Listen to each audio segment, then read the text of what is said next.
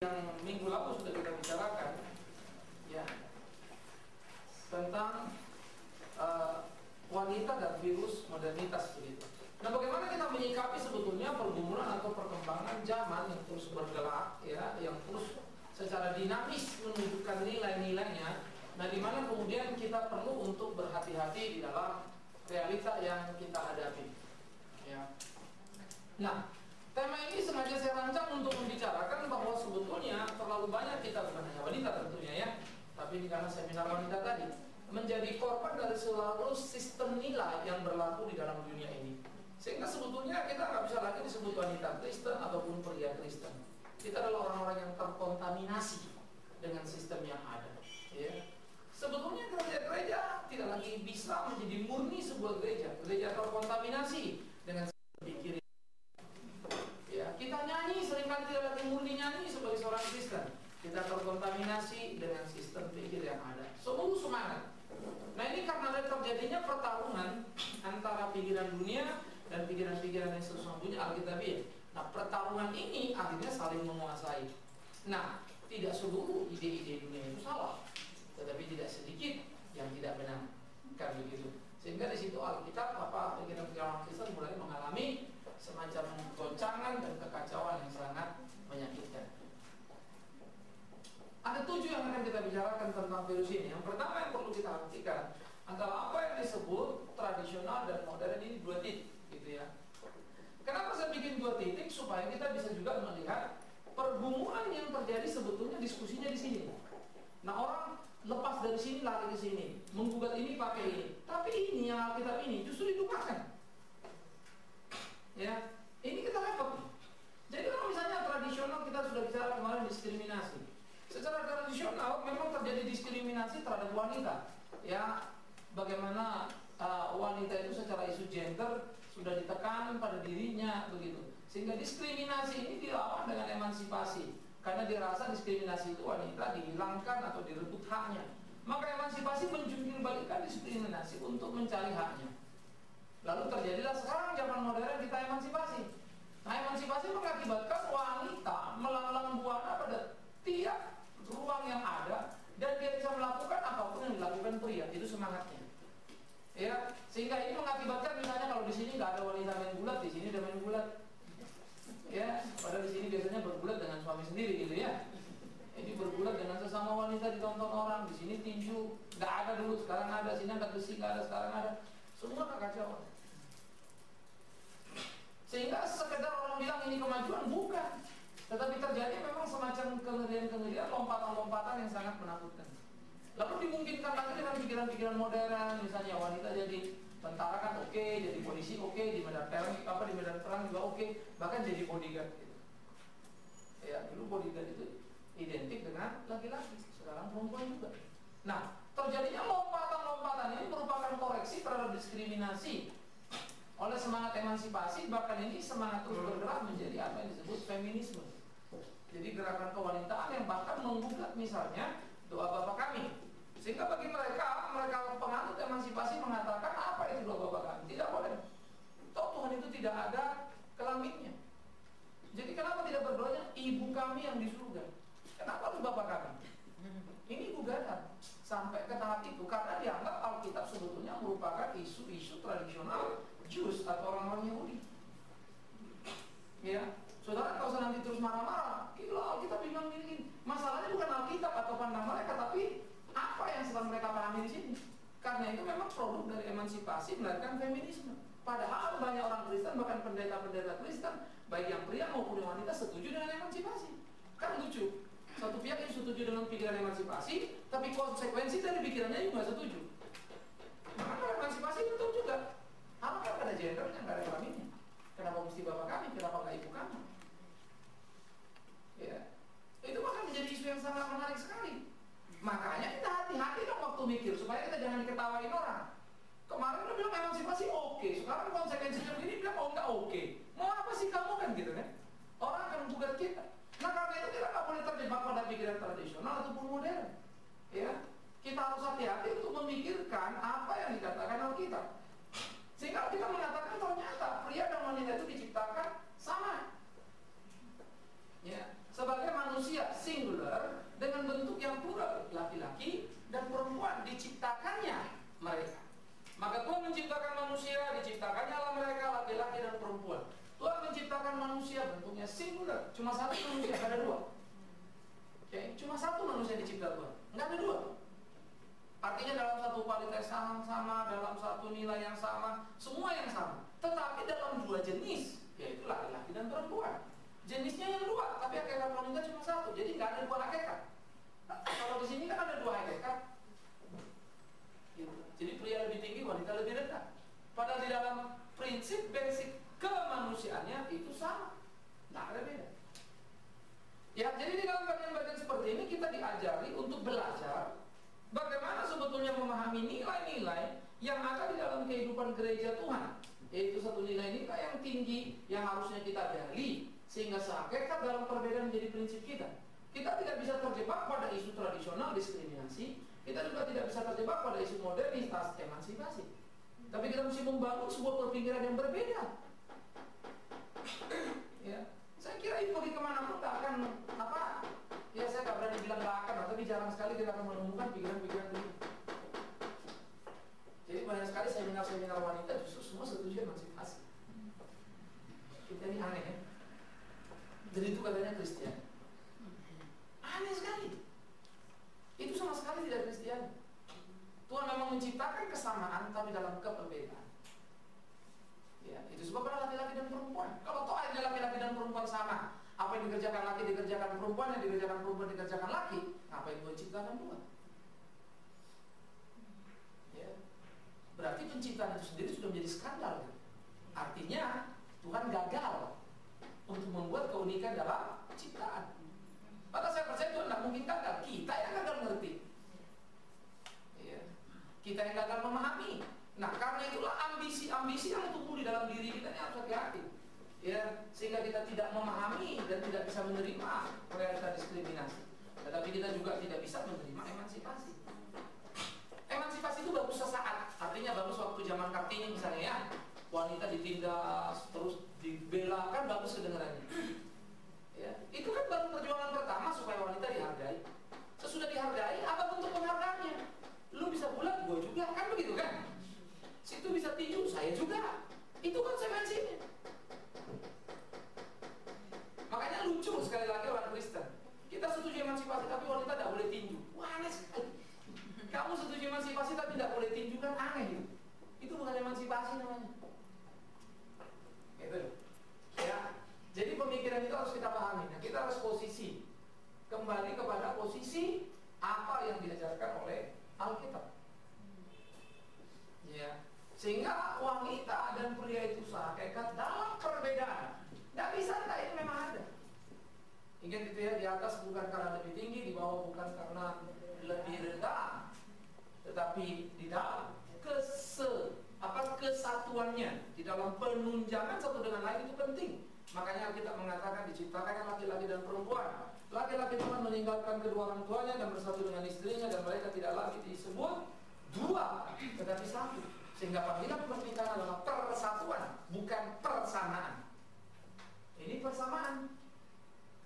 Kita tidak dipanggil untuk jadi sama kok. Untuk jadi satu. Kenapa jadi satu? Karena beda. Jadi beda, ya memang perlu. Kalau nggak ada beda, ya nggak perlu satu, nggak sama kok. Jadi emansipasi melawan ini, yes. Ingat ya, di sini persamaan, di sini persatuan, di sini perbedaan. Beda ya. Jadi di sini lihat nih, diskriminasi ini bukan kurung sini. Ketikin nih, satu kalian ya. Perbedaan. Kalau sini persamaan, kalau sini persatuan. Beda kan? Beda bumi langit. Ya. Maka perbedaan di sini ini dikurung-kurung. Ya. Ditekan perempuannya di bawah, laki-laki di ya. Kalau di sini langsung persamaan. Laki perempuan sama. Padahal kita bicara isunya beda. Enggak. Kita bicara isu persatuan. Ya. Jadi turun ke bawah. Ya. Nah, jadi saudara bisa melihat bagaimana sebetulnya beda, sama sekali beda dan luar biasa beda. Tapi sekali lagi ya, kalau kita nggak ngerti isunya, nggak ngerti apa terhadap apa yang ada, kita tidak memahami secara sepertinya memang permukaannya oke, gitu. Tapi dalamnya itu busuk luar biasa. Nah, itu virus. Virus itu kan masuk ke dalam diri kita nggak tahu apa-apa, mau rusak. Masuk ke komputer kagak kelihatan barangnya, tahu mau rusak kan? Ya, itu virus. Jadi bukan misalnya singa datang menerkam kita, itu sih bukan virus ya. Itu langsung kelihatan, masih bisa kita menyelamatkan diri. Virus ini rapat di dalam diri, kita nggak sadar, tahu-tahu kita udah rusak. Semua masih utuh, semua masih oke. Jadi perhatikan perbedaan dilawan. Tidak boleh perbedaan, harus tapi kalau kita bilang, no. Ini perbedaan dilawan, tidak boleh perbedaan, harus itu emansipasi kan? Ini isunya. Dari tradisional ke modern.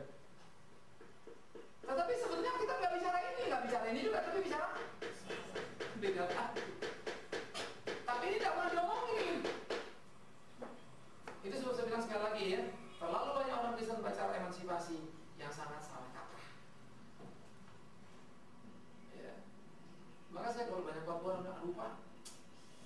Kadang-kadang kita mesti mikir kalau Bapak ngomong. Saya juga bingung, selama ini kamu ngapain? Tidak mikir, kan repot. Bagaimana hidup ini kalau tidak mikir? Gimana khotbah itu kalau tidak perlu dipikirin? Bagi saya aneh. You dengar khotbah itu udah pasti gelisah, udah pasti bingung, karena beda dengan realita hidup kita. Lain, gak mungkin langsung happy, oke, omong kosong itu. Aneh buat saya. Ya, saya sendiri aja tak suka Alkitab kok. Sejujurnya, bayangin kalau kita tampar pipi kanan kasih pipi kiri, enak aja. Boro-boro digampar, disenggol aja saya ngamuk kok. Tapi saya harus mau Alkitab. Maka saya mesti berlawan diri saya. Pantas dia bilang kan, sangkal. Sejujurnya manusia saya tidak suka. Doakan musuhmu. Kenapa kalau doa? Datang lagi, berkatilah. Buset. Kalau ada orang yang bikin saya jengkel lalu saya berkati, saya juga kesel. Makanya kalau kita lihat musuh kita, oke lah kita ada doa, atau dia kecelakaan, kita bilang apa? Puji Tuhan. Tuhan sudah hukum dia, kan begitu. Kita tidak rela kalau dia diberkati. Ini fakta manusiawi kita. Ya. Sehingga kalau saya berdoa selalu saya berusaha untuk jujur. Kalau saya tidak mampu saya bilang, Tuhan mestinya aku berkati, tapi aku tidak mampu. Suka kau lah mau bikin apa gitu. Ya saya salah kok. Ya. Maka saya kagum sekali dengan banyak pendeta sekarang yang sangat mudah hati mengampuni. Kagum-kagum saya hebat-hebat pendeta sekarang ya. Sangat tulus, sangat suci, sangat peka suara Tuhan gitu. Saya kagum banget tuh. Karena saya pikir, ya Tuhan hebat sekali mereka ya. Tapi tidak tahu lah, saya karena jujur dengan Alkitab yang saya temukan adalah saya sangat kurang itu saja. Tidak tahu yang lainnya ya urusan masing-masing lah. Tetapi saya berpikir, saya menggali, saya melihat, saya bertanya apa sebetulnya yang Tuhan mau. Dan saya menemukan betapa sebetulnya kita telanjang di hadapan Dia nanti. Maka kita tidak suka ini, kita suka ini. Ibu-ibu suka ini apa suka ini? Persamaan apa persatuan? Persatuan. Hah? Persatuan Alkitabiah, tapi sukanya apa? Kita suka inilah. Ya.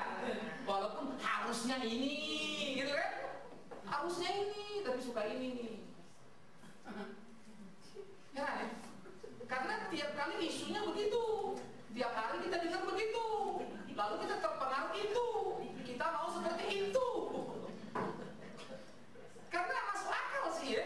Memang masalah laki-laki kurang ajar, Pak. Sama dong, enak aja. Dia kerja, saya ngurus rumah. Isunya kan selalu gitu.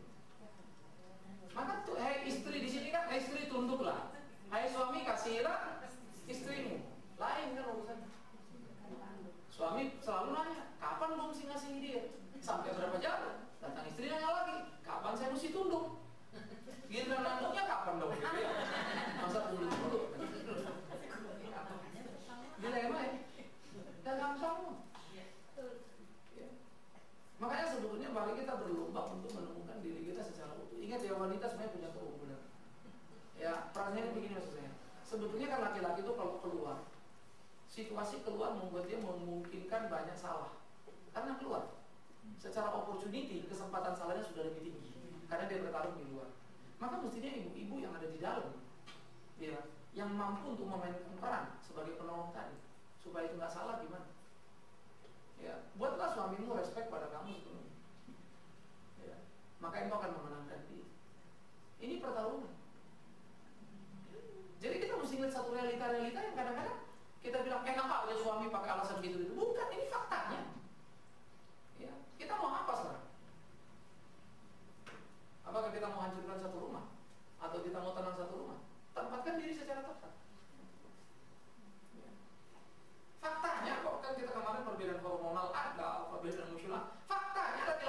beda, nggak bisa disamain. Jadi nggak usah bilang dalam Kristus kita mesti begini, mesti begitu. Yang benar aja kita nih ngomong. Emang laki-laki harus berubah jadi perempuan? Atau perempuan harus berubah jadi laki-laki? Kan tidak. Alkitab bilang perempuan tetap perempuan, laki tetap laki. Keunikan itu Tuhan ciptakan ada gunanya. Ya.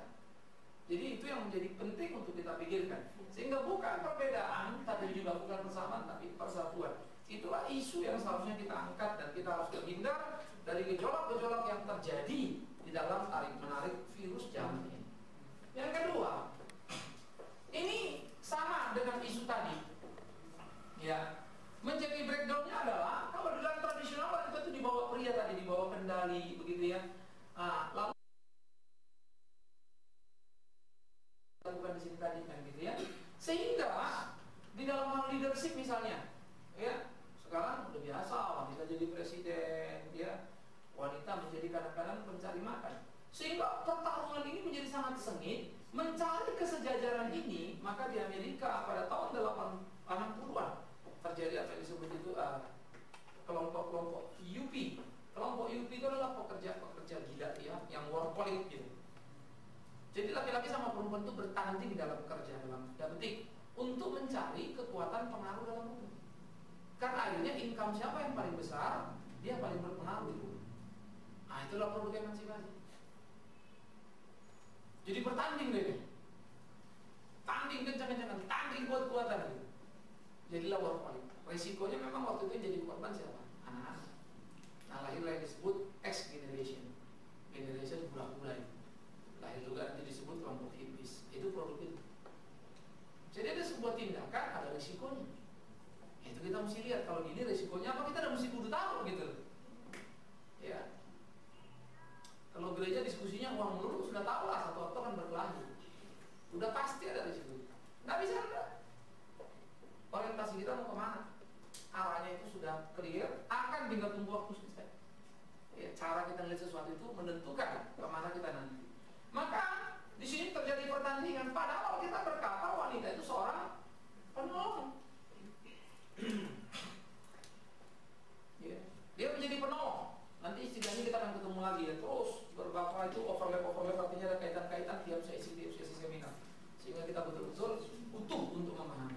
Nah jadi isu-isu yang terjadi di dalam isu sosiologi tadi itu, wanita dibawa sesuai wanita sejajar, ini tadi diskriminasi, ini tadi emansipasi, mereka kejar-kejaran sampai ke dunia karir dan membuktikan satu generasi yang sangat menakutkan.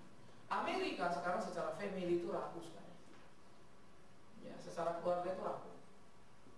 Jadi Amerika ini kalaupun rubuh nanti dia akan rubuh karena internal problem dalam negerinya, yaitu keluarga-keluarga, lalu anak-anak yang frustrasi, lalu anak-anak nanti ngedrugs, asosial gitu ya, sehingga mereka akan kehilangan lagi generasi yang bagus-bagus. Ya. Itu akan menjadi menakutkan. Sama seperti bangsa ini sebetulnya sedang bermain api.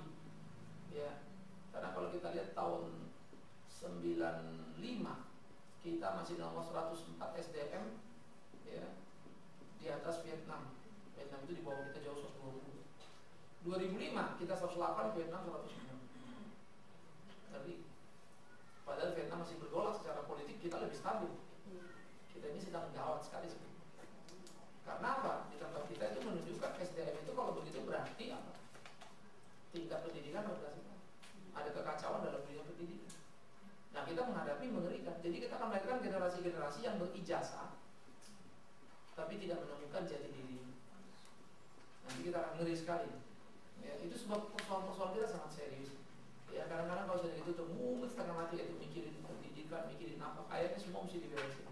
Tapi kekuatan kita terbatas sekali. Ya kita mesti hitung-hitungan. Nah virus ini mengerikan. Maka dia sudah menghantam, khususnya dalam konteks kita di Indonesia ini jadi berat. Ya. Nah, karena itulah kita mempunyai sebetulnya banyak sekali PR-PR yang harus kita bereskan. Bagaimana menempatkan wanita yang berada di bawah pria dan wanita yang sejajar pria itu menjadi seorang penolong. Ya. Nah, ini kita mesti hati-hati. Kalau di sini seorang tawanan dia. Ya. Kalau di sini dia menjadi seorang saingan. Padahal harusnya seorang penolong.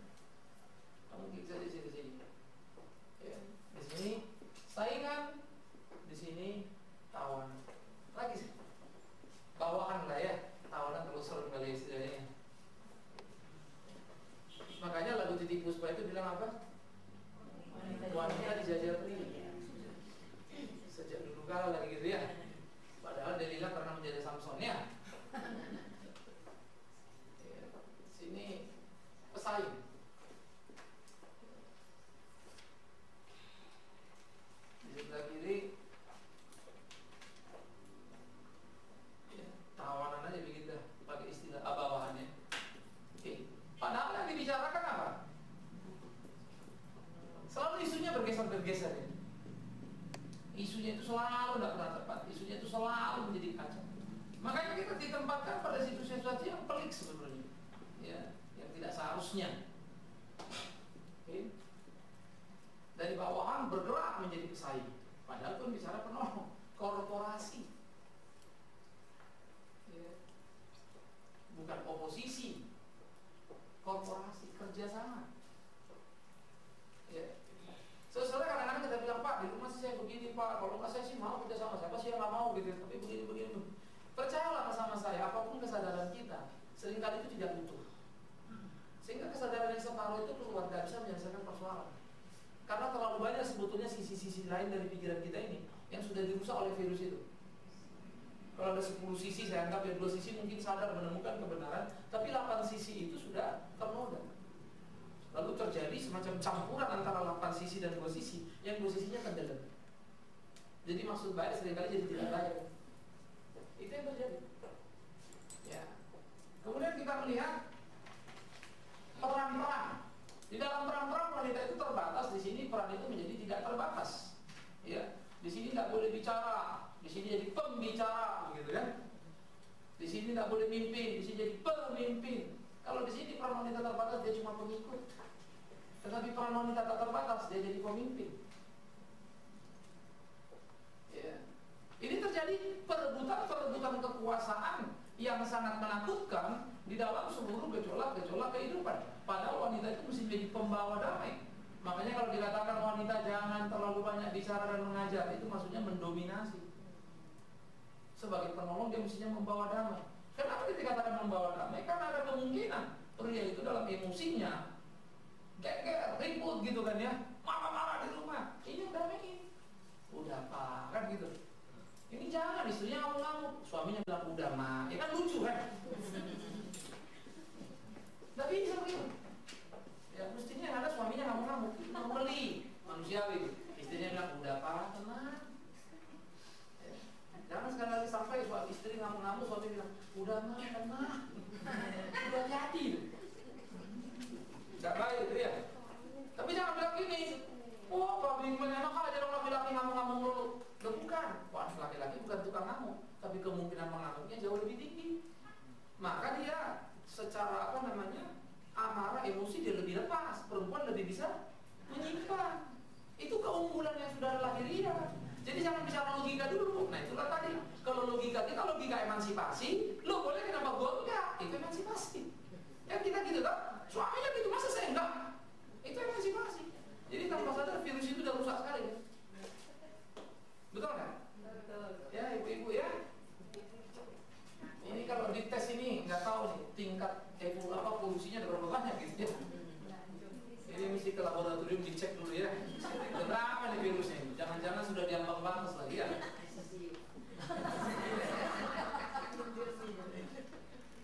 Jadi kalau sini ketika pengikut di sini ya, di sini jadi pemimpin dia. Jadi kalau kita melihat di dalam bagian-bagian seperti itu, maka sebetulnya isu wanita itu bukan isu saya sama dengan laki. Isu wanita itu bukan saya juga bisa jadi pemimpin, bukan itu, begitu ya.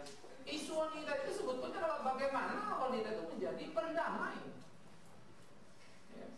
Sehingga itu betul-betul menjadi sesuatu nilai yang penting di dalam hidup kita. Maka kalau saya suka ngomong dalam persoalan-persoalan orang ya, Pak saya bukan ngomong tapi, suami saya tapi gitu. Lu semua memang betul sih memang begitu. Ya hidup ini gak ada yang ngurusin. Semua pasti persoalan dulu. Ya. Nah, makanya kita bilang tadi ingat ada satu life structure yang sudah berjalan panjang.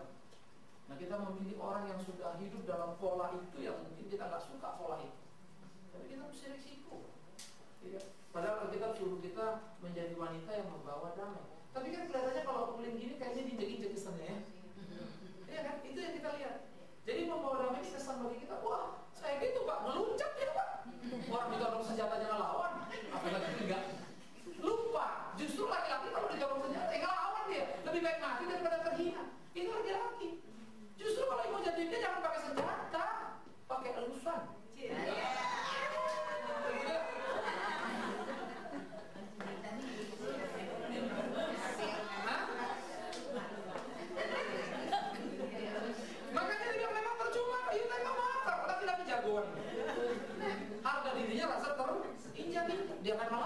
berisiko apapun demi harga diri yang nggak jelas itu, dia akan berkelahi.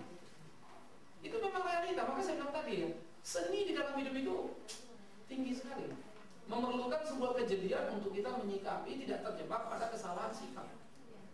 Ya, maka kita harus hati-hati sekali bagaimana memahami nilai-nilai yang harus kita jalani, karena ini prinsip penting.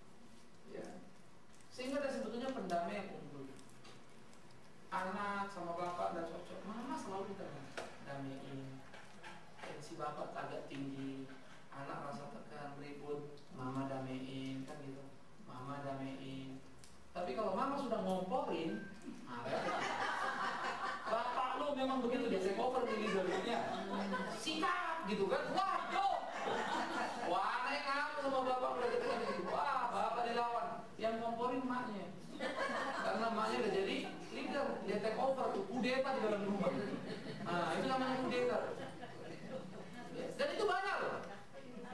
Ya, sehingga banyak ibu-ibu sebetulnya merasa terjepit, tidak berdaya, akhirnya melakukan kudeta. Lewat siapa? Anak-anak. Ya. Ini makanya sebetulnya kalau persoalan suami istri, anak-anak jangan dilibatin dah. Anak-anak mesti suruh netral, hormat pada papa mama, apapun itu papa mama. Nah, bisa kita kurang ajar. Ya. Saya pikir penting penekanan pada anak-anak. Jadi supaya mereka juga sadar betul, bisa melihat gitu ya. Tetapi ya disitulah posisi suami istri itu mesti jelas-jelas, sehingga istri itu betul-betul mampu menempatkan diri sehingga tidak menjadi korban dari sebuah sistem ya, dan tidak terkena kepada realita virus yang menggelegar, yang mengantam seluruh sendi-sendi kehidupan manusia. Ya, jadi itu perlu untuk disikapi dengan bijak, diawasi dengan hati-hati. Yang berikut, ya. Bagaimana tradisional itu wanita menikmati sebagai ibu rumah tangga, tetapi di dalam modern tidak lagi. Ya, sekarang orang bertarung menjadi wanita karir. Wanita karir bukan tidak boleh kerja ya, tapi wanita karir ini tidak terbatas kerja, itu loh maksud saya. Realita menuntut kita kerja. Tetapi kalau saya orangnya tradisional, artinya kalau misalnya satu waktu istri saya jadi big boss di satu tempat, saya nggak akan setuju. Lucu ya? Kenapa bapak nggak setuju? Nggak apa-apa dong ibu berkarir. Enggak. Mendingan dia pilih kerjanya atau gua gitu aja. Loh kenapa? Jujur saja saya juga nggak kuat. Loh nggak kuat itu bukan apa-apa. Pertama relationship kita. Kedua, sejauh mana istri saya kuat untuk menjadi istri saya. Bahwa dia bawahan saya dalam tanda petik. Karena dia biasa big boss di kantor. Saya sudah terlalu banyak lagi ini skandal dalam rumah. Kuat. Yang ketiga, sejauh mana nanti respek anak-anak? Papa atau mama yang dilihat? Siapa yang ngasih uang banyak kan? Kita juga mengurus anak-anak dalam pola pikirnya. Yang keempat, buat masyarakat, kita ketemu orang udah susah lagi urusannya. Orang udah wah tuh suaminya naik mobil, iya tuh dibeliin bininya. Aduh, orang juga bininya dibeliin suaminya, dibeliin bininya kan kesel banget. Dia mah cuma driver. Driver siapa nih? Driver istrinya. Ya, maka kadang-kadang kita perlu kolotan. Aneh ya? Kita perlu agak kolot kok. Tradisional tidak salah, walaupun modern tidak dosa ya. Tetapi kadang satu waktu kita mesti perlu membina itu. Jadi jangan terjebak pada arus. Kalau istri saya punya kesempatan jadi presiden RI, saya nggak kasih. Kalau saya, ya itu sebab saya tidak pernah mau sama Megawati.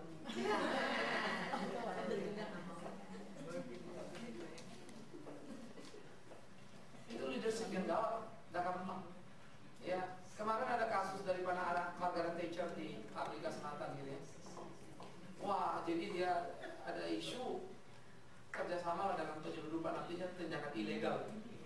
Yang menarik apa saudara? Wah, yang komentar semua Margaret Thatcher. Wah, nggak begini, nggak begitu, nggak begini. Bapaknya nggak kelihatan. Nggak ada yang nanya komentar bapaknya apa. Tanya komentar mamanya apa. Karena mamanya pernah Perdana Menteri Inggris. Ya. Memang ada sih orang yang kawan saja udahlah ya, pokoknya gitu jalanin gitu ya. Tapi bagi saya laki-laki asli, laki-laki tulen, apa bisa begitu? Ya. Sehingga itu menjadi bagian-bagian yang spesifik yang harus hati-hati disikapi. Jadi kita tidak bisa bicarakan secara umum.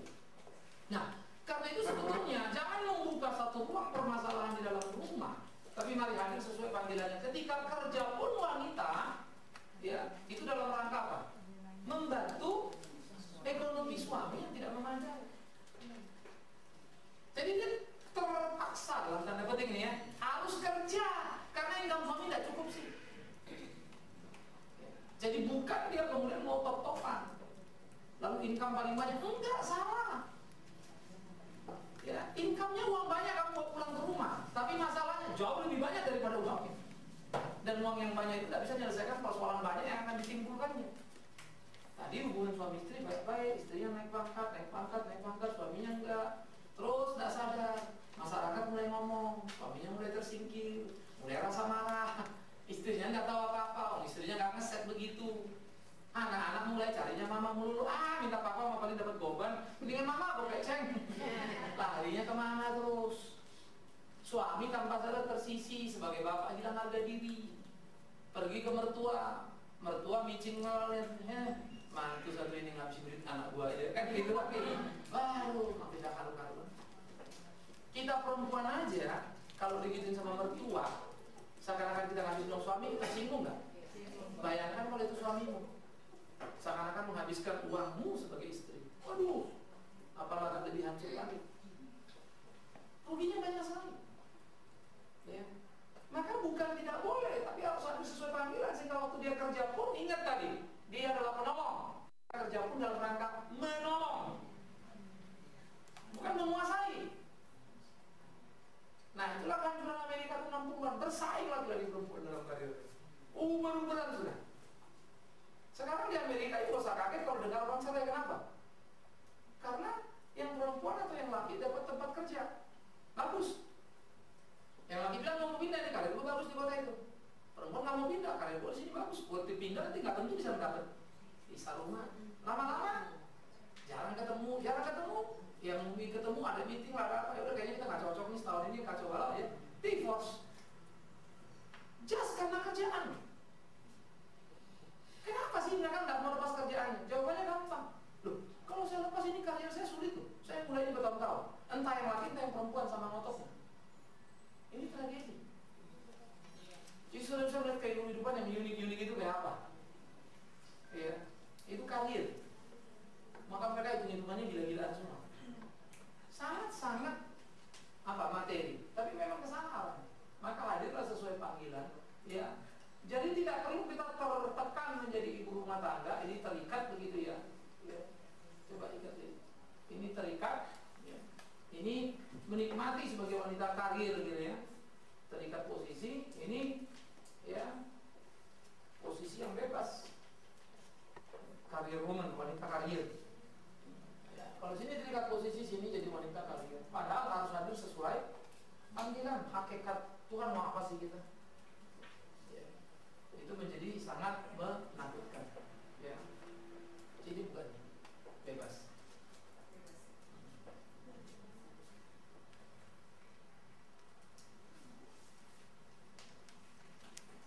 Atau itu dari posisi tidak terbatas posisi. Ya, nanti sekalian kalian. Nah jadi tidak terbatas posisi. Jadi pada waktu kita melihat di dalam bagian-bagian seperti ini sebetulnya kalau dari gini kan dikanalin gini ya, saudara bisa nangkap ya persoalannya ya. Oke, coba saya mau tanya. Persoalan kita udah ngerti, tapi pertanyaan sederhana sekarang. Sebetulnya kita jadi korban dia atau enggak? Dari cara berpikir ini. Lucu ya. Nanti kalau udah ngerti ini pulang langsung bisa selesai enggak? Enggak. Nah itulah hebatnya kan. Karena sudah nyerap ini. Persoalan sudah mendarah daging. Makanya berapa pentingnya kita dekat sama Tuhan ya. Berapa pentingnya kita persekutuan mikir gitu. Berapa pentingnya kita menggali sungguh-sungguh sehingga enggak sekedar datang dengar lalu selesai pulang. Wah pendetanya enak loh, khotbahnya lucu-lucu loh. Wah ada persoalan, jangan takut, mari berdoa semua beres. Siapa bilang sih? Kalau gitu semua mau pergi doa, jangan ikut seminar ya. Biar beres semua persoalannya. Terus kasih tahu saya berapa beresnya. Jadi maksud Bapak nggak perlu doa. Siapa bilang nggak perlu doa? Doa harus minta hikmat untuk bisa mengatasinya. Tapi supaya punya hikmat, baca Alkitab, pelajari baik-baik gitu loh. Jangan jadi jimat doa ya. Lari dari realita. Jadi hadir sesuai panggilannya. Yang kelima, menikmati karir. Sorry. Ini tadi menikmati sebagai wanita karir. Oke. Ya, ini wanita terbatas, ini tidak terbatas. Sekarang yang ke-45 mirip ya. Tekanan tradisional pada wanita itu dalam penampilan. Sekarang saya bicara aksesoris atau penampilan kita. Sederhana ya. Kalau modern selalu wah. Kenapa?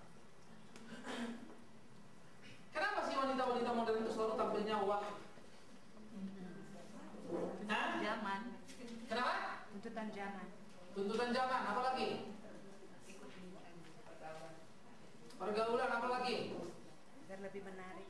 Lebih menarik supaya suami enggak Lari. menarik.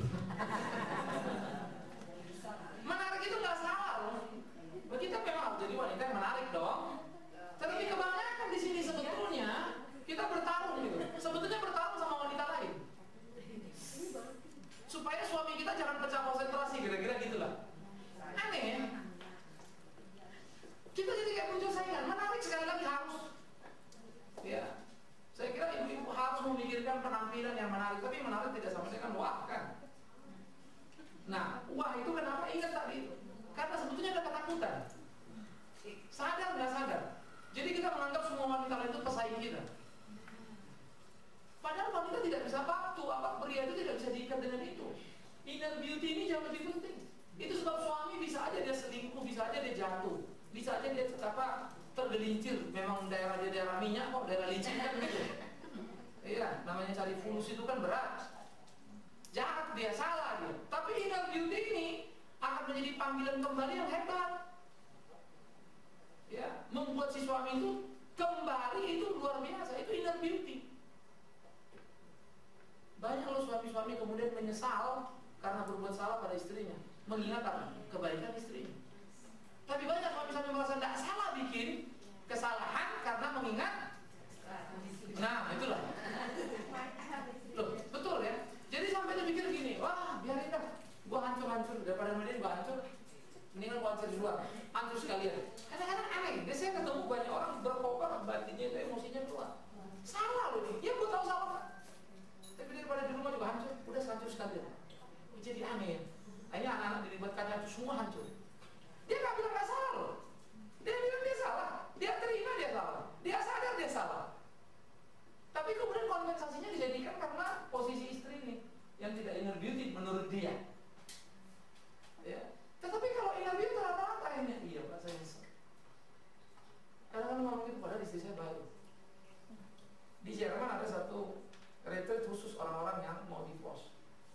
Khusus. Jadi itu nanti ditangani oleh ahli-ahlinya, ada psikolognya apa segala macam. Terus yang wanita punya session sendiri, pria punya session sendiri, terus discuss begitu ya. Pada pertama kali mereka dipanggil, mereka pokoknya udah marah, jengkel, mau cari mau apa, alasan macam-macam. Terus bisa ada sharing-sharing, didengar-dengar, terus tanya lagi, kumpul lagi, lalu mulai tanya yang wanita. Menurut kamu apa sih yang baik dari suamimu yang bisa kamu ingat? Dia tulis. Yang lagi tanya lagi, terus seminar lagi, ya ada beberapa kali lah waktu begitu ya. Terus tulis lagi begitu ya. Akhirnya makin lama yang ditulis istrinya banyak banget dari suaminya. Habis sesi tambah lagi, habis sesi baru dia ingat gitu. Suamiku juga gini nih baik. Nah, terus. Si suami juga begitu. Nah, kemudian dikumpulin lagi mereka. Tadi kan mau cerai udah ada alasan nih, kenapa. Waktu dikumpulin kamu mau cerai ini alasannya. Oke. Sekarang ini kebaikannya. Tapi kalau lihat kebaikan ini sebenarnya alasan ini nggak masuk akal. Kenapa? Saya dulu ngakuin ya kita sangat emosional. Sampai tidak bisa lihat kebaikan. Yang hanya bisa kita lihat kejelekan. Tetapi karena session itu berlanjut panjang terus. Wah, ini otak kan kecuci juga. Baru ingat. Kalau emosi apa juga jelek ya. Apa juga jahat. Tapi begitu mereka sadar baru ternyata ada inner beauty yang diabaikan, yang dilupakan. Ya, yang mungkin karena proses ketegangan, cari makan, ekonomi, urusan ini, urusan itu, akhirnya banyak hal yang hilang. Maka mari kita bikin banyak hal yang sederhana, kita bikin sederhana. Jangan menimbulkan keributan karena hal yang tidak perlu. Tidak telitian kita misalnya ya. Jadi katakanlah misalnya you mesti teliti pintu gerbang ditutup gitu kan, pintu rumah ditutup, sebagai istri teliti dong misalnya. You nggak teliti, akhirnya maling masuk, kan ribut jadi suami istri. Jangan bilang, ya orang kan bisa salah, semua juga bisa salah. Tapi faktor itu terlalu kelewatan gitu. Itu bukan faktor kesalahan yang bisa ditolerir gitu. Itu kecerobohan yang terbiasa gitu. Nah kita mesti latih diri, mendisiplin diri, mengatur diri, sehingga tidak ada ruang untuk setan itu masuk lalu ribut. Kita mesti belajar semua aspek. Ya. Bayangkan kita dalam baik-baik saja, rapi-rapi aja masih bisa ribut kok. Apalagi kalau kemudian kita nggak hati-hati, ya ribut banget kan gitu. Ya, nah itu yang kita mesti jaga. Ya itu yang kita mesti perhatiin supaya betul-betul kita tidak terjebak pada keributan-keributan yang nggak perlu. Sehingga inner beauty menjadi sangat penting. Ya, ini menjadi sama apa namanya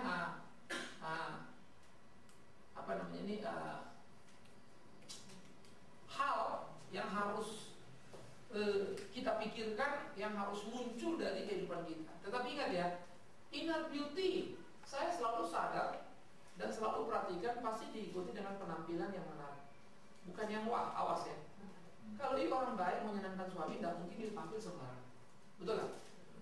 Lu kalau sembarang aja di rumah, si ala laki-laki gua pak udah 40 tahun ini pak, udah 20 tahun ini pak, jangan. Ya laki maaf aja kalau ngeliat perempuan juga ya di bawah rata-rata terus penampilannya, ya nafsu juga yang lama-lama ya. Apalagi pas si Inem di bawah, pakainya lebih rapi lagi, waduh cilaka kan. Suka lupa mana nyonya rumah mana baju. Jadi kudu hati-hati juga, penting loh. Karena inner beauty tidak sama dengan you anti pakaian rapi, bukan loh. Inner beauty tidak sama dengan jangan pikirkan dan bukan loh. Inner beauty itu justru keluar dalam pemikiran yang utuh. Tetapi ingat, menarik bukan wah. Ya. Inner beauty itu merupakan perpaduan di mana orang berperilaku luar biasa dengan penampilan yang menyenangkan. Saya kira ini penting untuk dipikirin. Saya lihat wanita-wanita banyak ya, saya nggak bicara Kristen gitu. Prinsip-prinsip mereka menarik ya. Kenapa sih si Charles Pangeran itu lebih kepikiran Camelia daripada Diana? Fisiknya Diana lebih oke. Kenapa?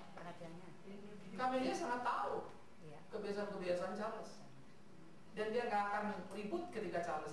Diana lah, dia berani ngelawan, sehingga Charles betul-betul merasa sebagai husband yang sangat dihargai. Camelia tahu memainkan semuanya, sehingga wanita yang tua dan memang tua pengalamannya menang melawan yang muda. Kalah deh, jadi daya. Pikirin baik-baik. Saya suka baca-baca, perhatiin buku-buku, perhatiin kenapa ya, please. Ya, makanya kan kita bilang kenapa sih orang pergi jadi kejebak sama pelacur? Ya memang sesaat ya, kalau pelacur itu kan luar biasa. Apa juga iya, mas mau minum apa, tapi mau nyedot duitnya mungkin gitu ya. Sesudah habis duitnya kan baru nggak begitu lagi, dasar pelacur gitu. Tetapi jangan lupa loh, kalau dia pelacur begitu untuk duit bisa, masa kita untuk suami yang kita cintai tidak bisa? Kan aneh juga ya. Dia untuk duit mau loh. Mas sudah minum belum? Mas perlu diurutin enggak? Bayangin pelacur ini untuk uang nih, apalagi kita untuk cinta kan yang lebih dari uang. Masa nggak mau? Kan aneh juga. Pikirin mereka ya. Itu penting buat istri-istri. Ya. Jadi menaklukkan suami gampang ya. Inner. Berarti tangan mesti bisa mijit, dilatih ya. Ini begitu wanita pesta ya. Ini wanita rumah. Ya, ini wanita rumah sangat sederhana, kadang-kadang apa ya, penyakit apa namanya, dust stresses ya. Dust stresses itu daster terus-terusan ya, dust stresses, hati-hati ini pagi, siang, sore, petang, Senin, Selasa, sampai Minggu, daster dingin. Iya, suami mau beli daster, belum daster aduh, ileran lagi kita sampai rumah ya, istri kita harum lain ya, terus enggak harum, kita dekat orang aja beda ya. Itu suaminya kalau bau-bau keringat pulang, udah Pak, mandi dulu kan gitu ya. Kalau aja kita gerak kan gitu, mandi dulu gitu. Bayangkan laki-laki ke perempuan, pikirin ya. Laki-laki itu makanya harus hati-hati. Kita nggak bisa jadi wanita rumahan ya, bukan wanita rumahan. Jadi kita stresses tadi ya, pada kanan pada daster terus. Tapi kita juga nggak bisa jadi wanita pesta, tapi inner beauty. Ini yang mesti harus kita pikirkan. Yang terakhir,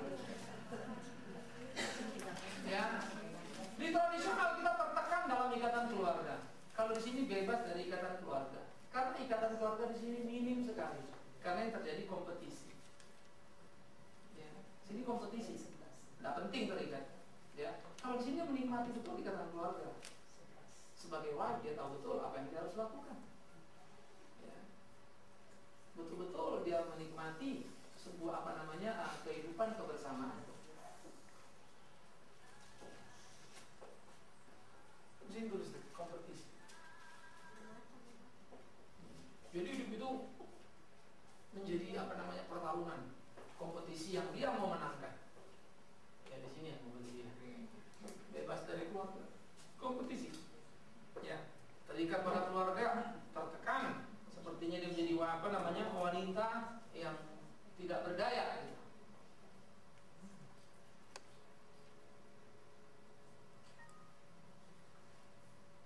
Ya, tidak berdaya.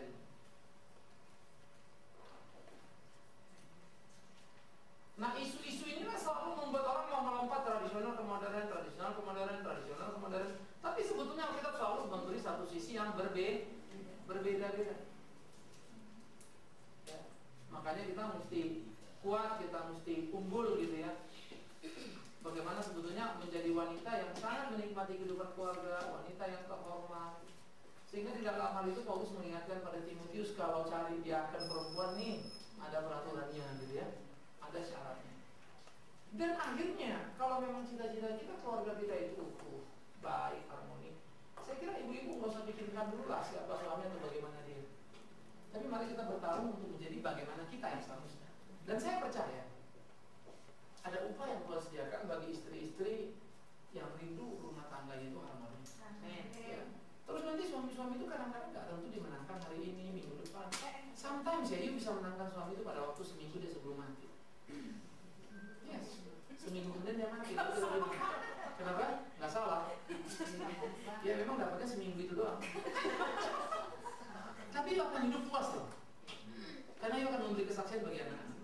Artinya suami itu tidak ada yang bisa kita tolong dalam tanda petik itu, tidak bisa kembalikan ke jalan Tuhan seminggu sebelum kematian. Tetapi anak-anakmu punya aset besar sekali. Camkan ya. Banyak sekali akhirnya kita tidak bisa membereskan persoalan, habis begitu aja, tapi anak-anak kita pun nggak dapat apa-apa. Itu bahaya. Jadi anak-anak justru menyimpan luka, akhirnya menjadi kecurigaan gitu ya. Akhirnya para pasangan itu bisa jadi pengalaman atau rekaman-rekaman jelek. Nah itu takut juga kita. Ya. Nah itu kita mesti hati-hati. Itu kengerian-kengerian yang mesti dijaga di dalam kehidupan. Ya. Karena banyak orang-orang tua bilang gini, anakku, papamu begini kok, kamu begini juga kan, kamu sendiri tahu. Kadang-kadang anak tanpa sadar loh, ngerekam, jadi mestinya dia lawan tapi malah diikuti. Padahal dia sendiri benci terhadap hal itu. Ya. Kenapa? Karena tidak ada yang kuat untuk menetralisir. Padahal yang tadi itu pengaruh ibu yang saya bilang tadi.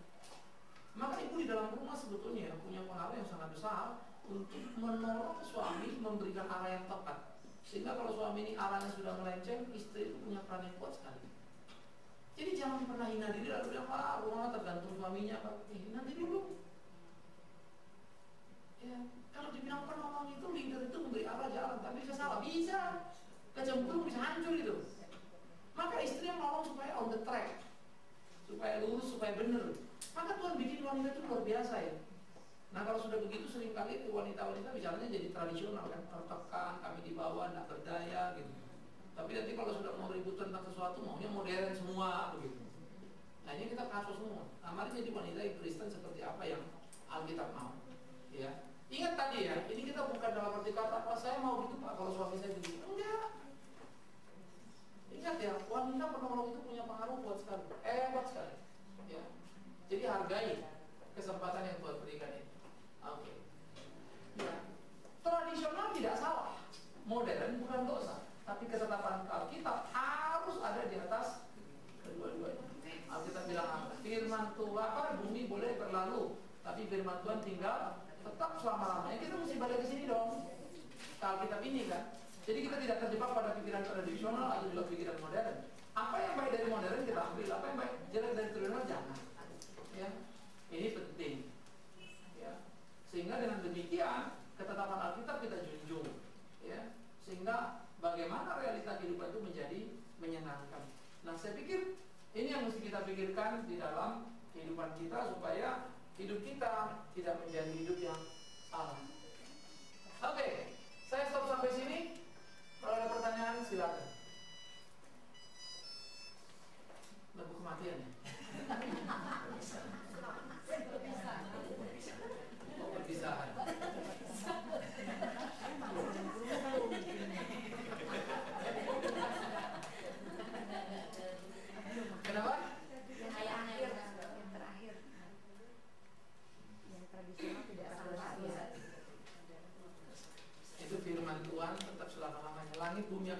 gitu ya. Jadi saya mau mengatakan bagaimana kita belajar menggali Alkitab itu. Itulah uniknya. Karena seluruh prinsip-prinsip yang bapak ibu baca di buku, apapun namanya, nggak pernah menang loh prinsip Alkitab. Cuma maaf tadi saya bilang orang Kristen menggali Alkitab itu sepotong-sepotong. Jadi ayat itu cuma dipakai untuk meneguhkan prinsip-prinsip dunia. Nah, kita balik-balik gitu. Makanya ngawur semua dia. Kekayaannya nggak digali. Oke, ada pertanyaan? Silakan. Diwafatkan dulu. Orang Ambon bilang so dibunuh dulu tante, itu handphone. Dibunuh maksudnya dimatikan ya. Ya, siapa yang mau tanya? Silakan. Kok pada saat teduh semua? Kayaknya bagian ini nggak bisa digugat gitu. Hah? Udah jadi virus semua? Ya.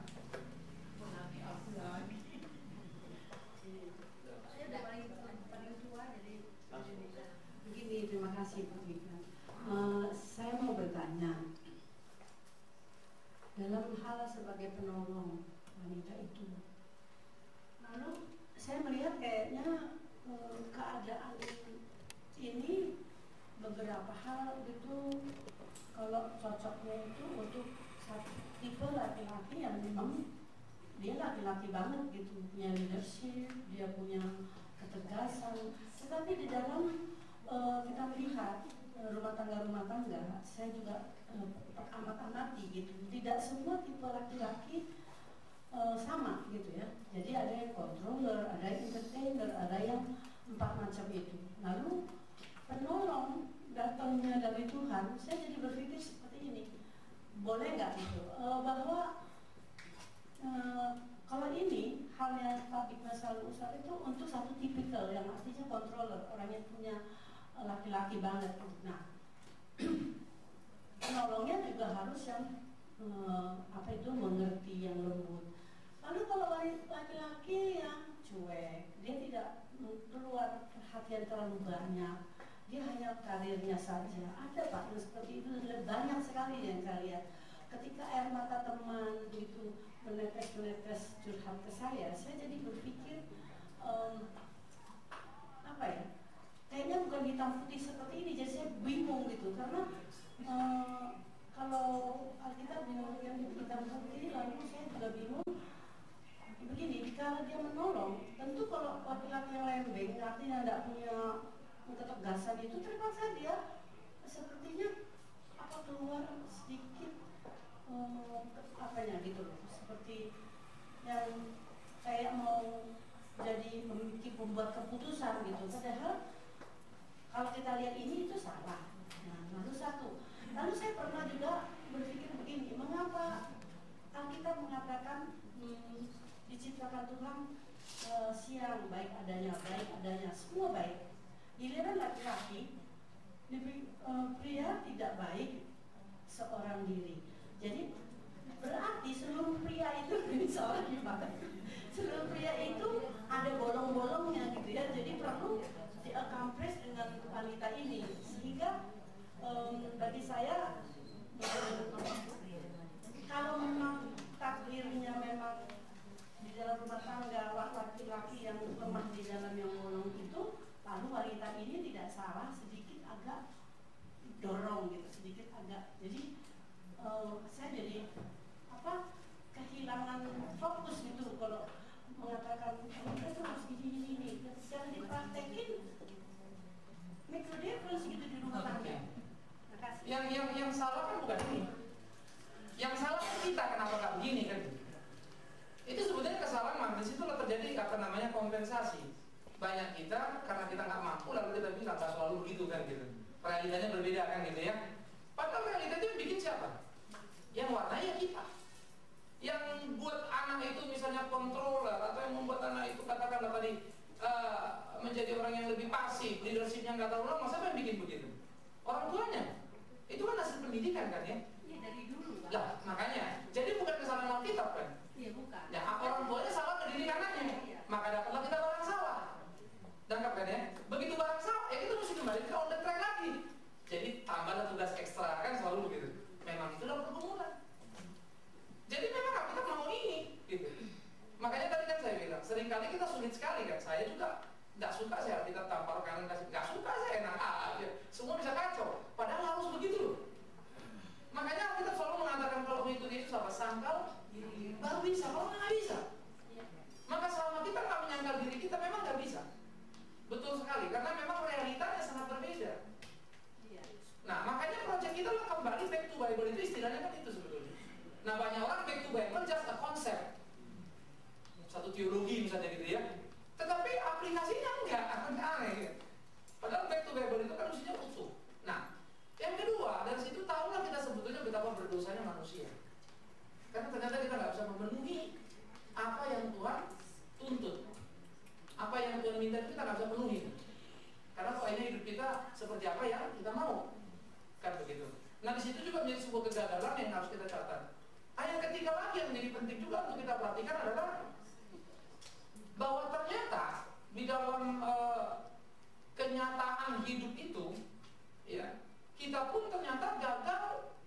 Jangankan papa mama kita yang sudah dengar pun seringkali gagal lagi untuk anak-anak kita. Akibatnya anak-anak kita ngalamin lagi, terus saja bergulir begitu. Nah ini yang mesti dipotong kan. Makanya sebetulnya gereja harus mengalami pembangunan dari mulai sekolah minggu, remaja, pemuda, udah mesti perlu dipikirin nih.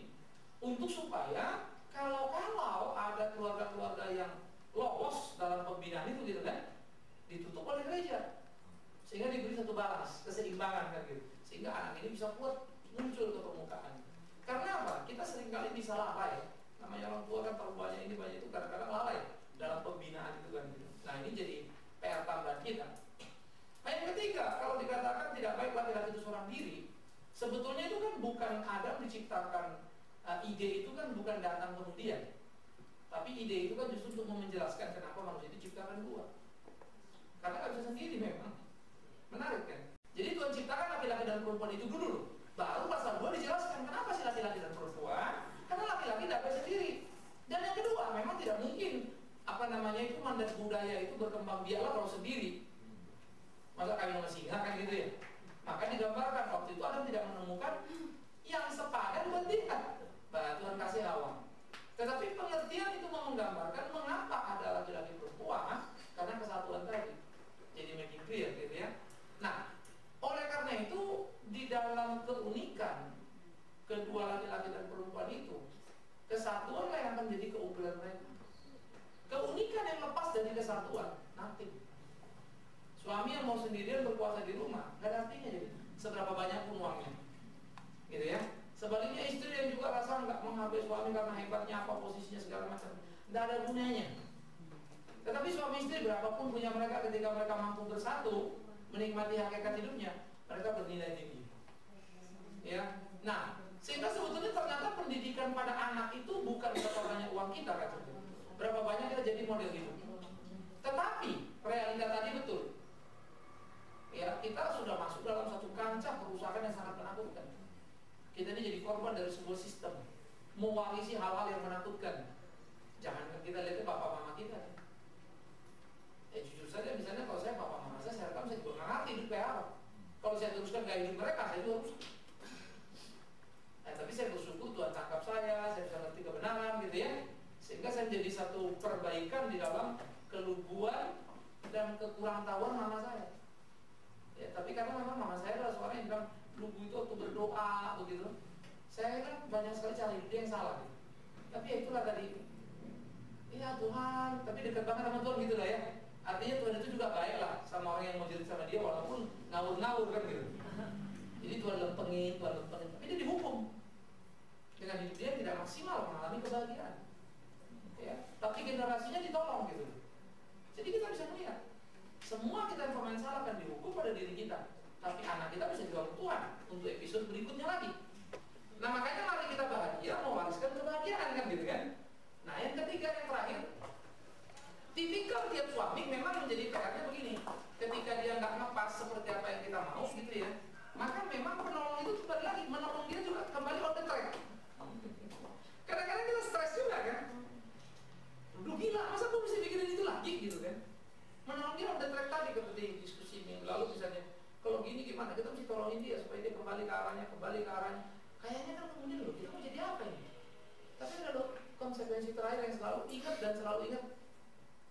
Kalau kita menikah harus pakai asuransi. Asuransinya apa?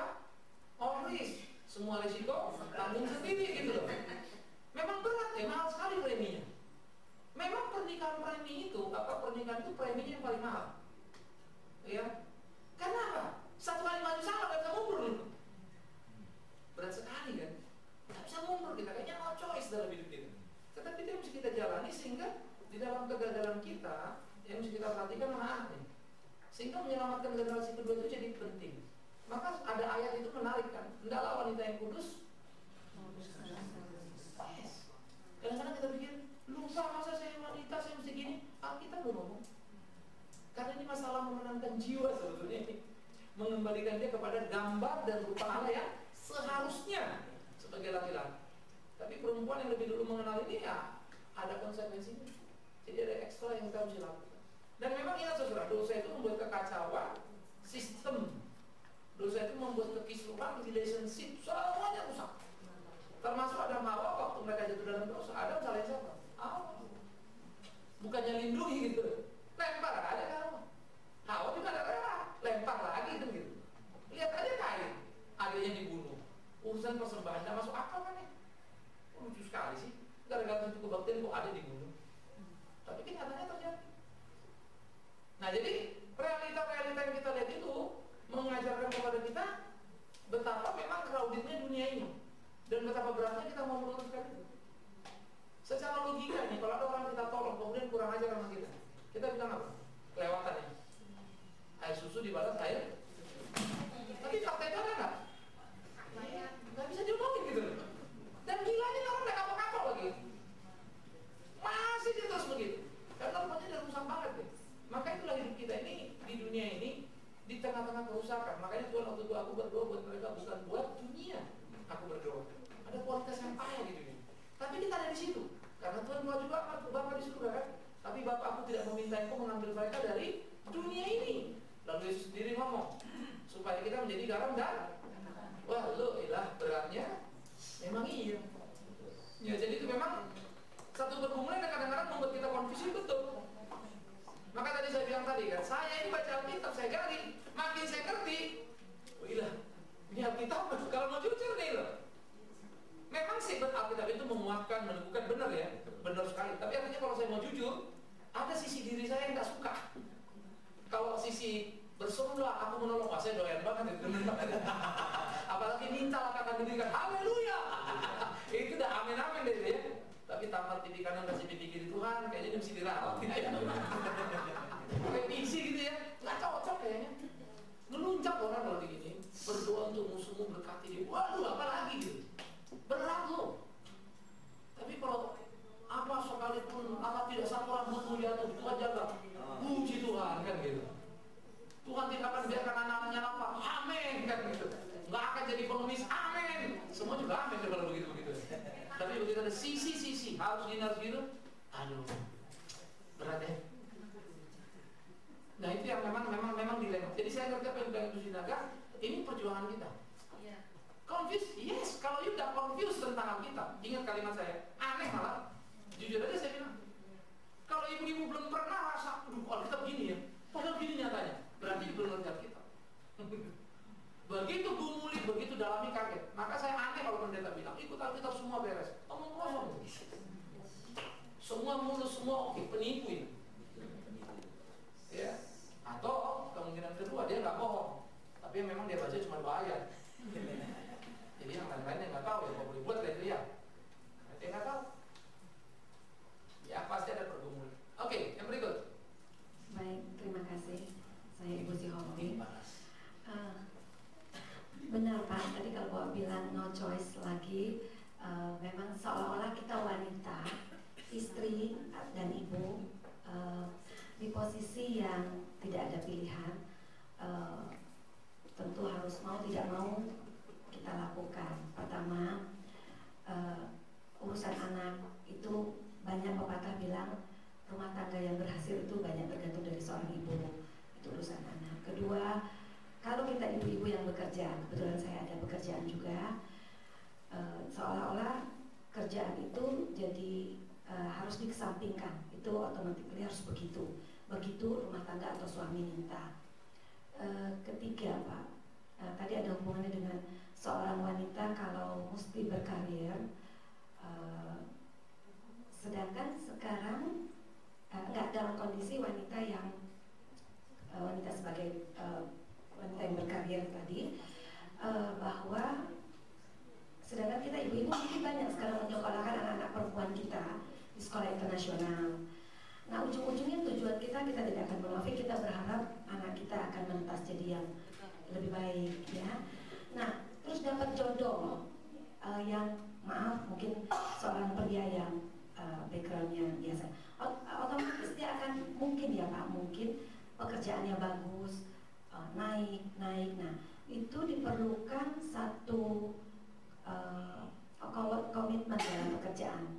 Misalnya dia harus naik pangkat atau punya satu loyalitas yang lebih. Apakah harus ditahan atau di-reject gitu Pak? Itu.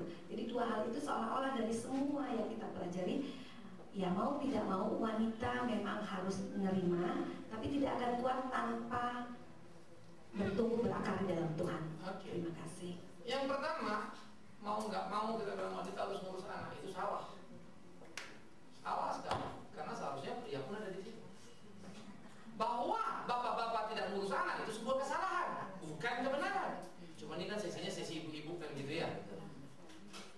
Karena laki-laki itu secara hierarki dia bukan cuma cari uang, didik anak. Sehingga istri itu adalah partner dia untuk mengawasi anak di rumah. Waktu make decision itu kembali kepada suami untuk membuat keputusan. Itu. Sehingga yang jadi salah memang seringkali suami kompensasi ketidakhadirannya dalam pendidikan dengan ngasih uang jajan sama anak. Kan gitu. Ditebus lagi kesalahan kira-kira gitu ya. Sehingga kadang-kadang apa sangat memanjakan anak karena rasa guilty. Kurang waktu di rumah, kurang ini. Ibu lebih banyak waktu, lebih tegur sana tegur sini. Kadang-kadang jadi aneh sebetulnya. Jadi papa mama itu jadi diadu sama anak dalam tanda petik. Kalau jalan ikut mama, tapi kalau mau jalan-jalan apa mau belanja apa-apa dah. Tapi kalau mau nyuruh-nyuruh anak mama itu. Kira-kira gitu lah. Itu kesalahan kita, jadi kita melakukan yang salah. Kenapa bisa terjadi? Karena memang komitmen sebelum pernikahan kita kan seringkali nggak kuat. Banyak kan kita pacaran yang diskusinya apa? Ntar kita beli rumahnya di mana ya? Anak kita berapa ya? Udah bilang. Yang kita diskusikan begitu, tapi bagaimana pola rumah tangga kita nanti untuk ngatur kita enggak. Dan yang kedua, jarang kan suami-suami mendapat pembinaan sebelum pernikahan bahwa dia bertanggung jawab atas pendidikan. Nah, yang repotnya sudah ada semacam pendapat umum, urusan rumah, urusan istri, suami urusan luar. Itu salah, ya. Makanya suami itu juga ditolong ibu untuk mendidik anak, bukan dia lepas. Jadi istri tidak menggantikan posisi suami mengajar anak, tapi menolong suami mengajar anak. Jadi suami punya bagian itu. Nah, itu mesti diluruskan sehingga sebetulnya pembebanan itu tidak ada pada wanita semua. Yang terjadi kesalahan kan tadi relationship. Karena pria ideal kan begitu ya, muncul pertanyaan tadi ya suaminya kamu, suami saya tuh nggak mau tahu urusan gitu. Maka saya bilang tadi udah ada yang salah. Ya, nanti saya minta bapak-bapak kita bikin untuk itu ya. Nanti bapaknya ngomong, iya pak saya sudah didik istri saya nih. Rata-rata kalau diskusi semua begitu jadi urusannya ya. Karena akhirnya nggak bisa melihat sisi positif tapi jadi sisi negatif. Yang kedua, anak kita sekolah internasional, anak kita perempuan pintar, lalu karirnya naik-naik gimana dong sama suaminya? Memang sebenarnya biasa-biasa aja gitu ya.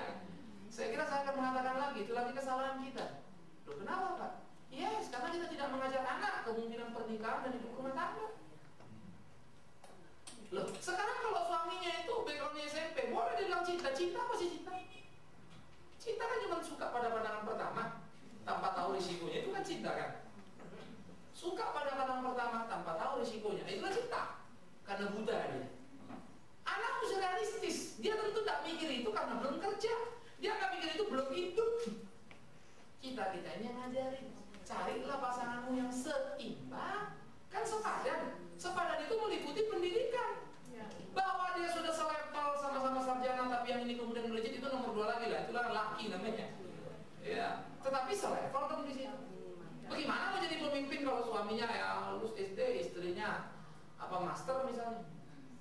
kecuali di dalam kematangannya. Misalnya orang bisnismen jago ya sekolahnya nggak beres dia, SMP saja, tapi bisnismen hebat, lain lagi kan, sudah sepadan dalam pemikiran.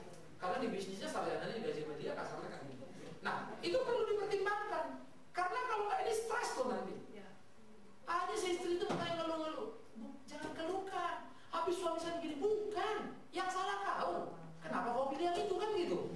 Padahal tetangga yang lain masih banyak. Kan gitu loh. Nah, itu yang mesti kita perbaiki. Jadi kita nggak bicarakan sesuatu yang rusak. Karena itu rusak itu ingat pilihan yang salah. Kita mesti terima itu konsekuensi itu gitu ya. Nah, sehingga tidak heran kalau di Amerika 98% orang yang menikah mengatakan kami tidak pernah disiapkan, baik keluarga maupun gereja. 98% loh. Sesudah nikah itu diriset. Kita nggak tahu nih kalau berkeluarga ini kan gini. Yang nonton film kan bagus-bagus semua. Cinta lah, apalah kan semuanya terbanyak terlibat puisi semua kan. Cinta akan memberikan kekuatan untuk menembus misteri kehidupan. Ternyata nggak tembus-tembus juga. Cinta itu apa sih? Karena orang pacaran gak ada cinta itu, ngomong kosong itu. Itu namanya keinginan, perbedaan kelamin sehingga ada nafsu yang terkendali. Jadi keinginannya agak unik nih, membuat kayaknya pengen dekat, pengen apa. Cinta itu terjadi sesudah pernikahan. Karena di dalam pernikahan akan terjadi benturan. Di dalam pernikahan baru butuh pengertian. Pacaran mana ada sih? Jadi sebetulnya gak ada yang dipertaruhkan anak-anak. Anak-anak itu kebanyakan gelap mata sehingga butuh cinta, katanya terus mau bunuh diri. Karena gak ngerti sebetulnya dia apa artinya pacaran. Karena kadang-kadang kita juga kurang pembekalan gitu. Pacaran itu kamu udah pacaran, tapi ingat loh nak, kamu ini kan baru pertama kali. Pacaran bisa panjang, bisa nggak panjang, udah ngomong dulu gitu tuh. Supaya nggak usah dia balik nangis-nangis, air mata tertumpah, kerja lupa, ngapain? Iya kan ya. Karena pacaran dia juga bisa salah pilih, dia mesti mengamati. Makanya saya bilang, ibu-ibu, bapak-bapak ikut campur dalam tanda petik kalau anakmu pacaran. Mau tahu? Tapi jangan campur terlalu dalam. Dia pacaran, oke ya, kamu 8-10 tante di sini nungguin. Udah selesai belum? Udah ya, jam 8, 5 menit lagi loh. Nggak boleh lah kan. Tapi kita mau. Ya, apa yang kamu pikirkan? Ada teman diskusi. Karena bagaimanapun anak-anak itu hijau soal pacaran. Ya, kalau saya bilang pakai kasar masih bodoh semua. Jadi mereka bisa salah. Baik anak kita laki maupun anak kita yang perempuan. Dampingi. Alangkah baiknya kalau papanya ngomong, ya ini loh kalau lu pacaran gini-gini kemungkinannya gini-gini bisa begini. Jadi dia belajar. Nah akhirnya kita mempersiapkan generasi yang mengurangi masalah. Bukan gak ada masalah loh ya.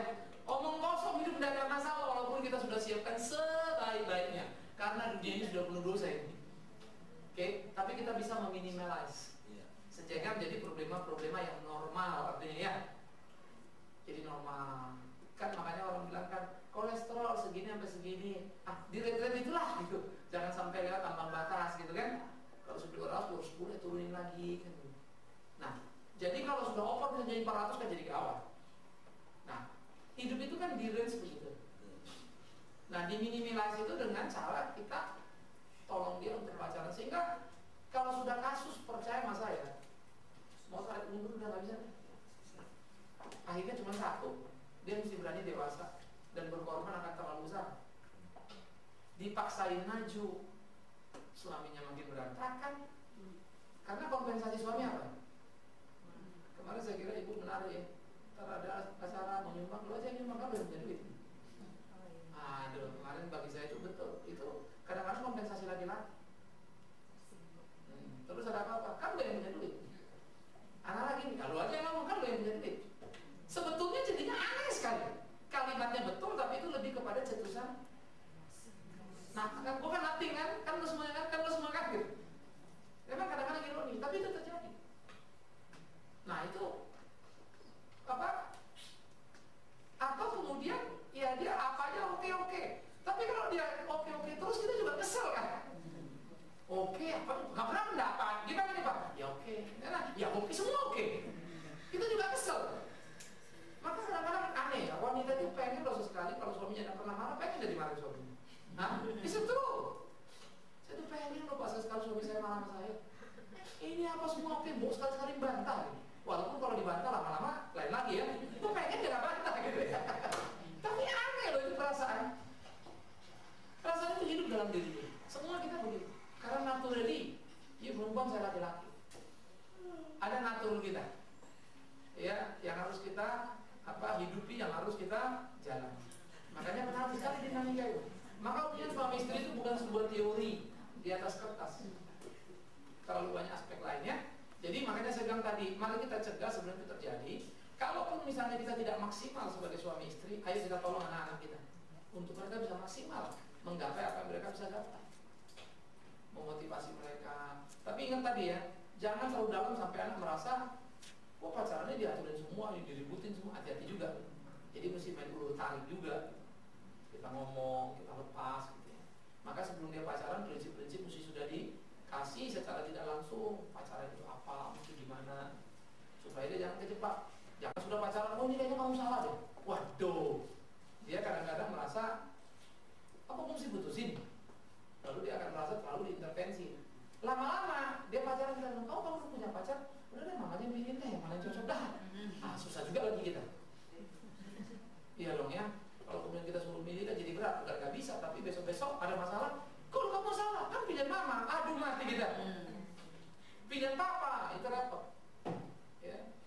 Jadi yang konsul ke saya juga banyak orang begitu, anak-anak bermasalah. Saya bilang please, you mesti bikin putusan, kamu yang bikin putusan. Ya saya udah bilang pak, ya udah terserah orang tua, cariin mana aja. Saya bilang bahaya lu ngomong itu. Besok-besok ada apa-apa lu terima. Habis saya udah susah pak, ini salah ya, katanya ini nggak cocok, ini apalah. Nggak boleh begitu. Discuss oke, tapi putusan bersama.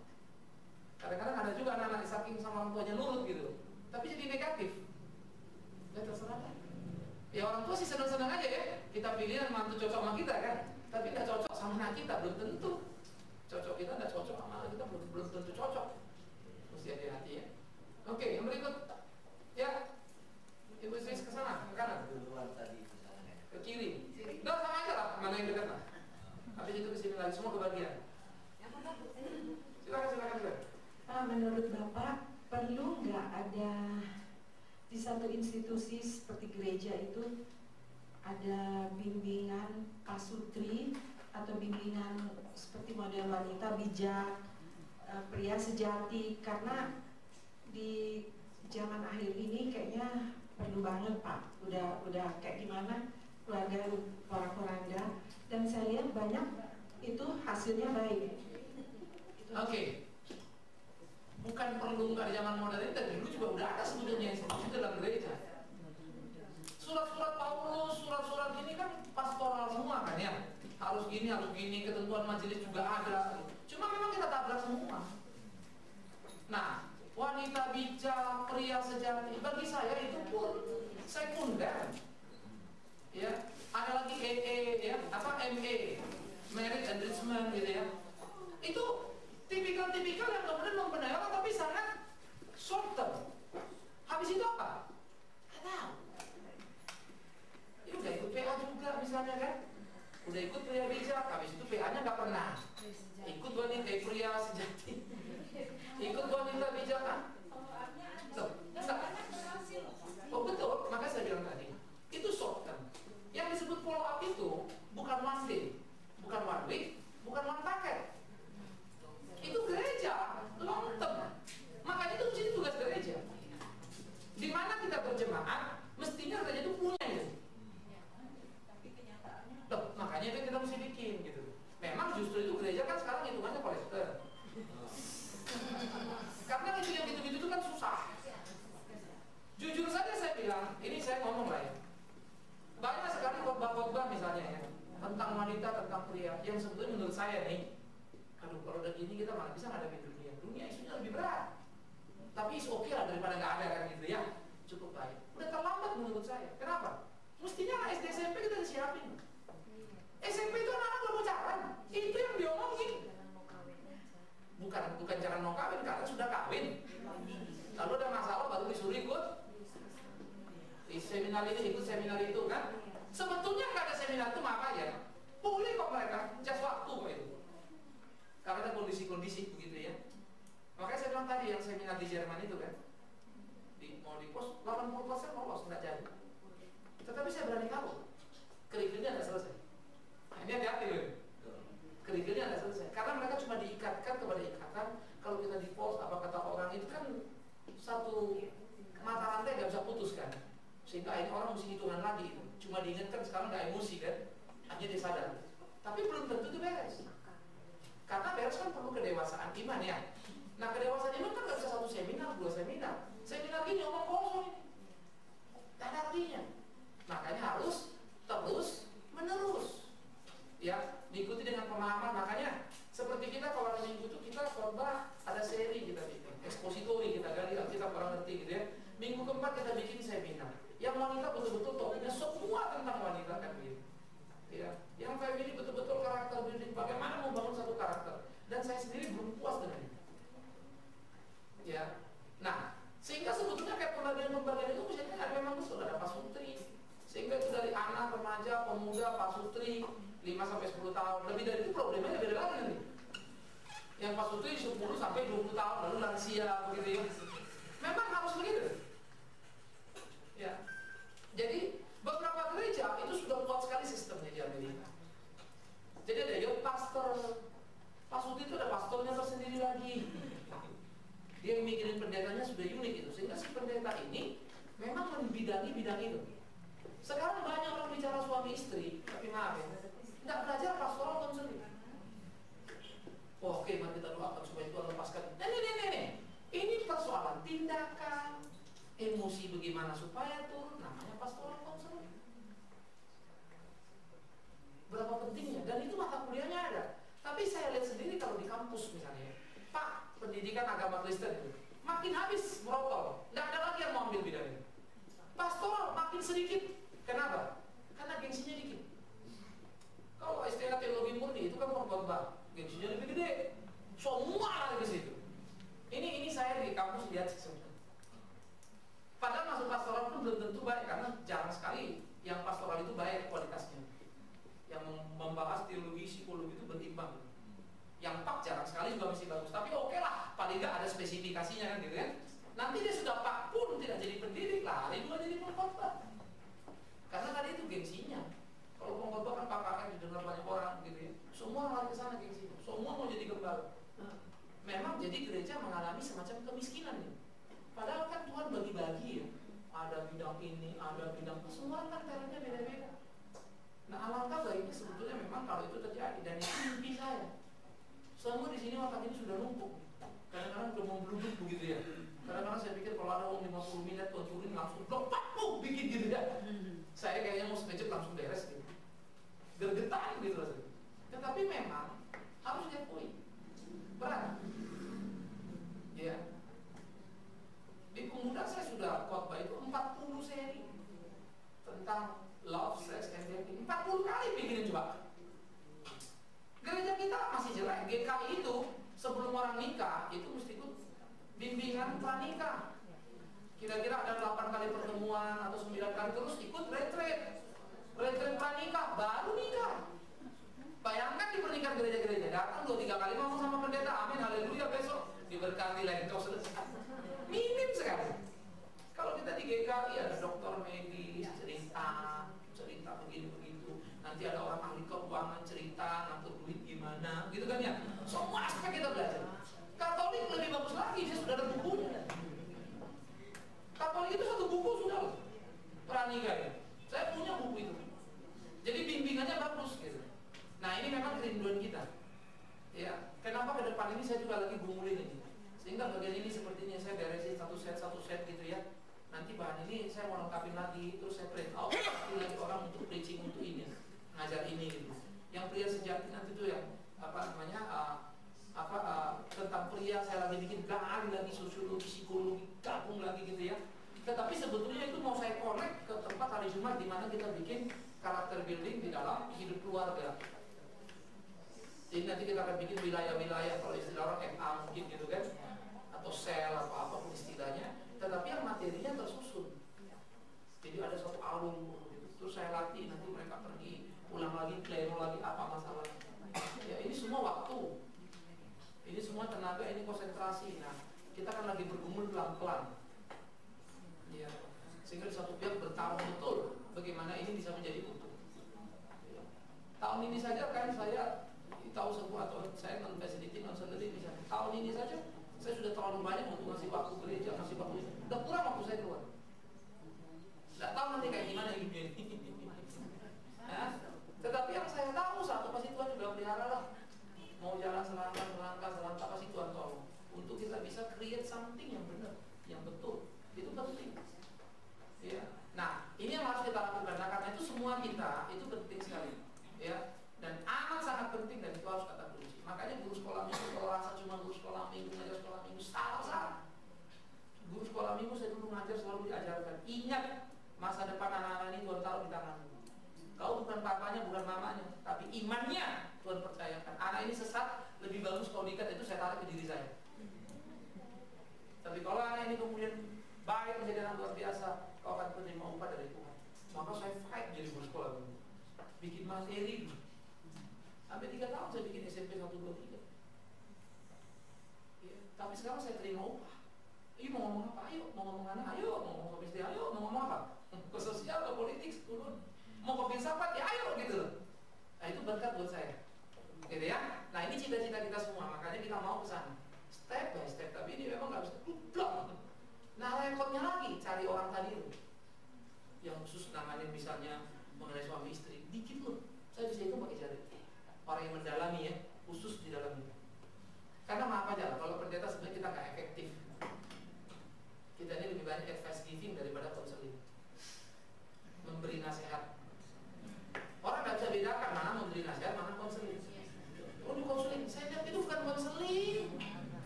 No, salah. Itu advice giving. Ya. Oke, yang berikut. Tadi siapa? Sebelah kiri. Oke.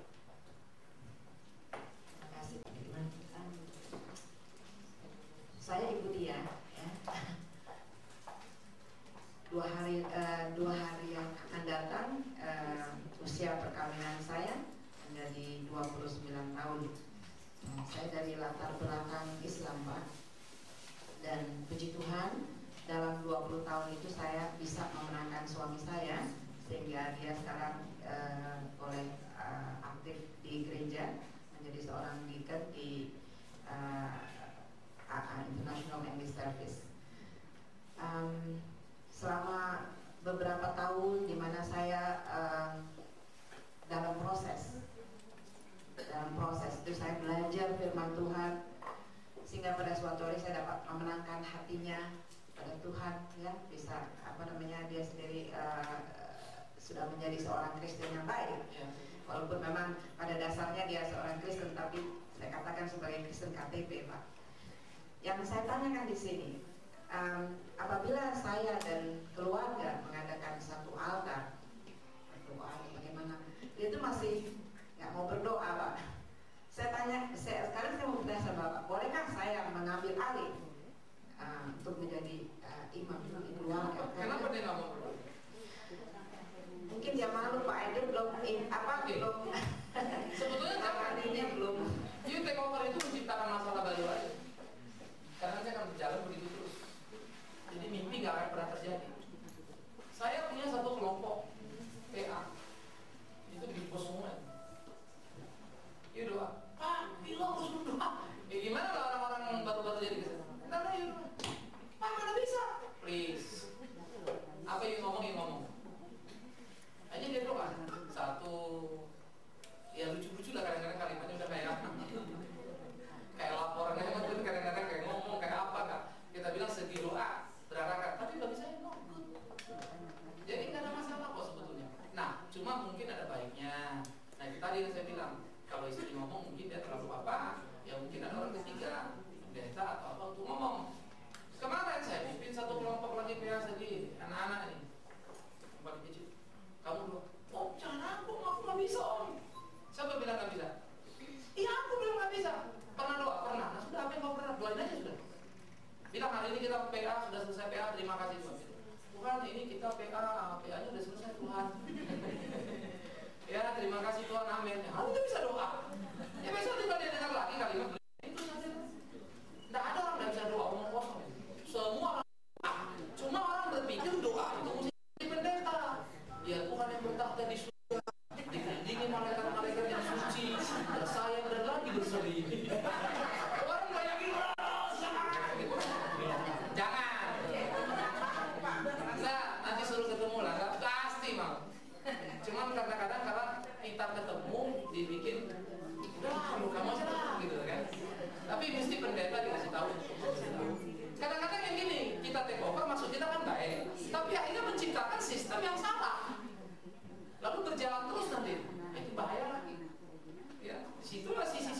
kita